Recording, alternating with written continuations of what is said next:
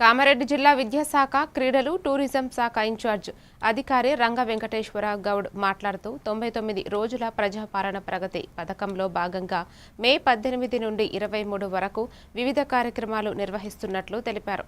మొదటి రోజున active Telangana 2K run ద్వారా యువతలో ఆరోగ్యంపై అవగాహన కల్పించామని చెప్పారు.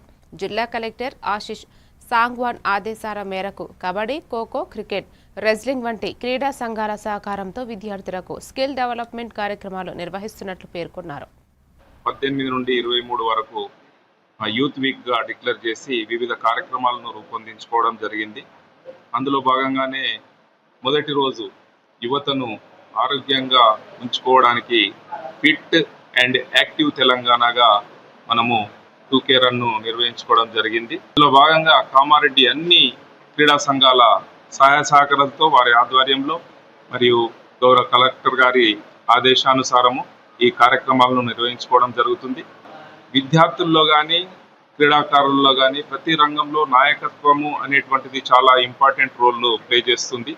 దాని గురించి కూడా మరి ఒక యువత ఏ విధంగా ఉండాలి దేశంలో, మరి యువత ప్రకారంగానే మన దేశం ముందడుగు వేస్తుంది. ఒక పటిష్టమైనటువంటి యువత ఉంటే మనకు మంచి సమాజం అనేటువంటిది ఏర్పడుతుంది. తద్వారా ప్రతి రంగంలో కూడా ఒక పటిష్టమైనటువంటి నాయకుడు ఉంటేనే ఆ వ్యవస్థ అనేటువంటిది ముందడుగు వేస్తుంది అని చెప్పేసి మరి క్రీడా శిక్షణ శిబిరాలను కూడా నిర్వహిస్తుంది.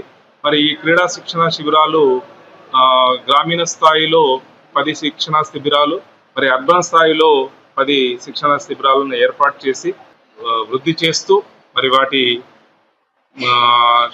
పరిశుభ్రత అనేటువంటి కార్యక్రమంలో భాగంగా ఈ ప్రోగ్రామ్ను చేసుకోవడం జరుగుతుంది. అలాగే క్రీడాకారులందరూ కూడా 2036 వరకు మన రాష్ట్ర క్రీడాకారులు ఒలింపిక్స్లో పాల్గొనే విధంగా తర్ఫీదు ఇచ్చే